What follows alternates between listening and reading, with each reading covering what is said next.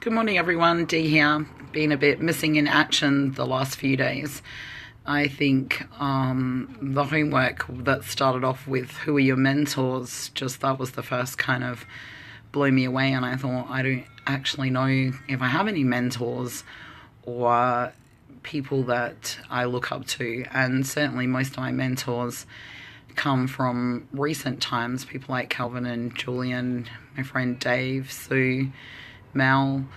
They inspire me. Ashley, I don't know, my intern mates like Nathan and Luke. So most of the people that inspire me, but I don't know if they're my mentors. So I really struggled with that.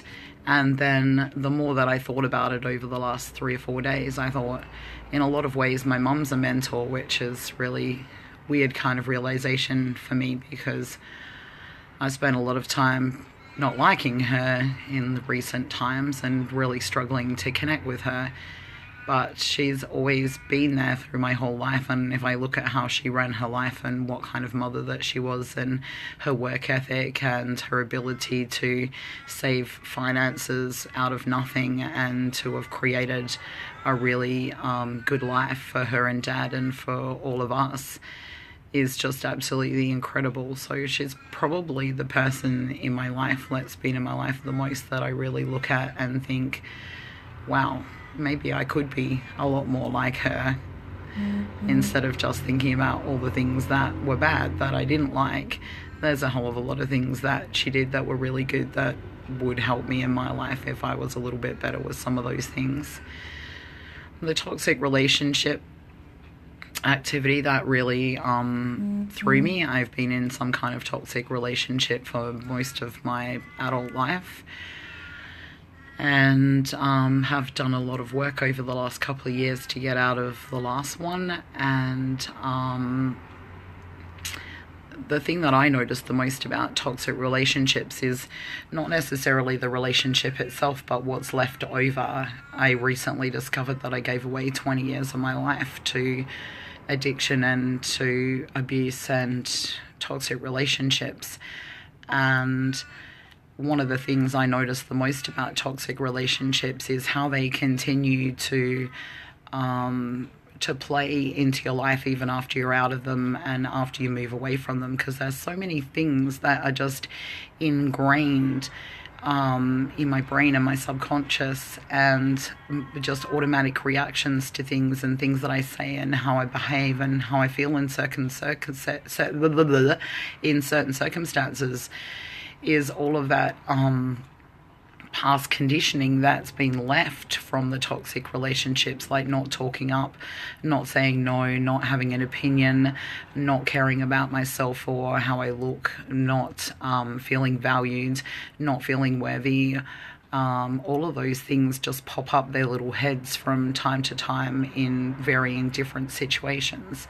And so for me, that's the biggest thing to work on with toxic relationships, is once you're out of the relationship and you're no longer in it, to recondition your whole brain and mind and body and soul for being you and for growing into the best version of you that you can, and to get rid of all of those past behaviors and actions that are left over from toxic relationships. So that's what I wanted to say publicly about that. Happy, unhappy friends, rich, poor friends, healthy, unhealthy friends.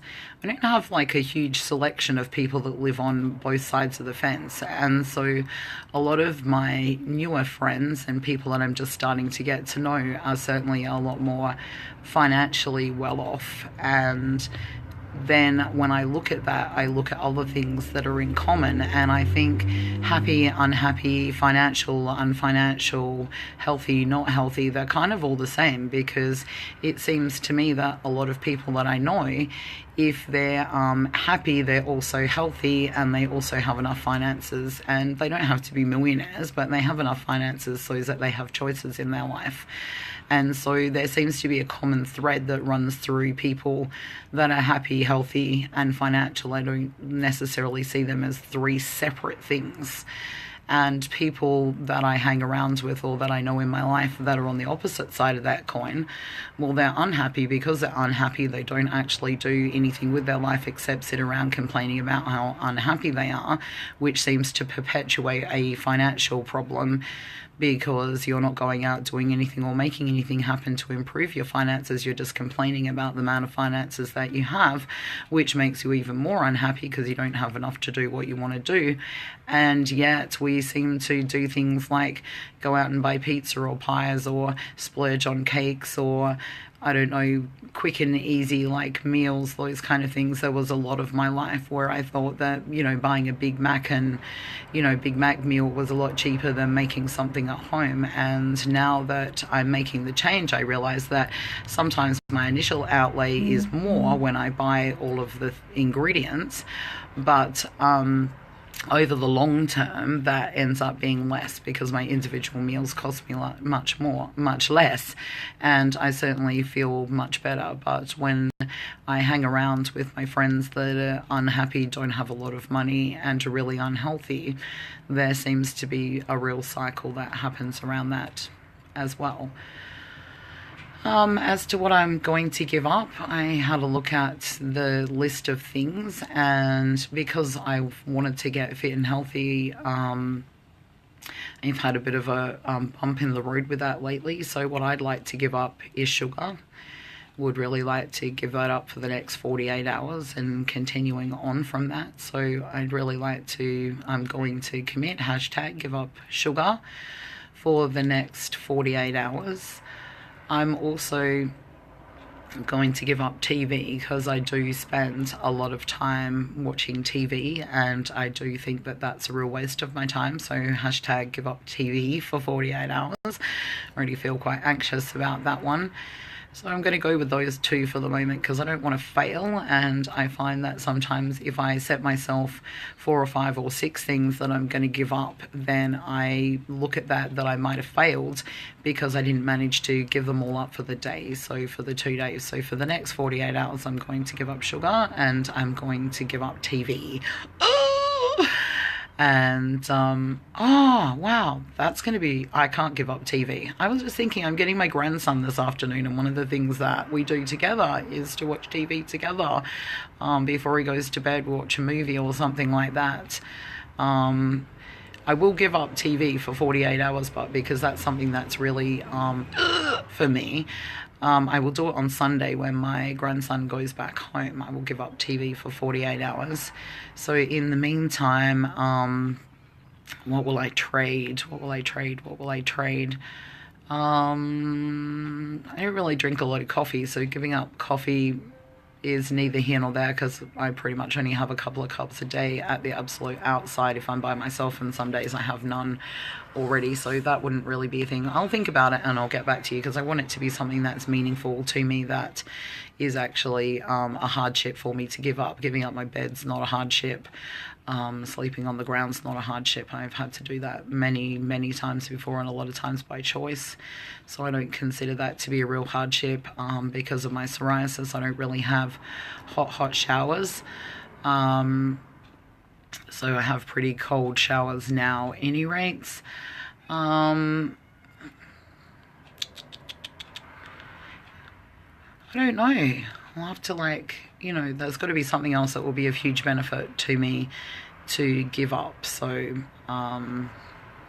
maybe I'll give up. That it has to be something like that thing. I'll think about it. Anyhow, how am I feeling today? Well, I'm relatively excited because my grandson and my daughter and my granddaughter will be here this afternoon when I come home from work, so that's something to really look forward to.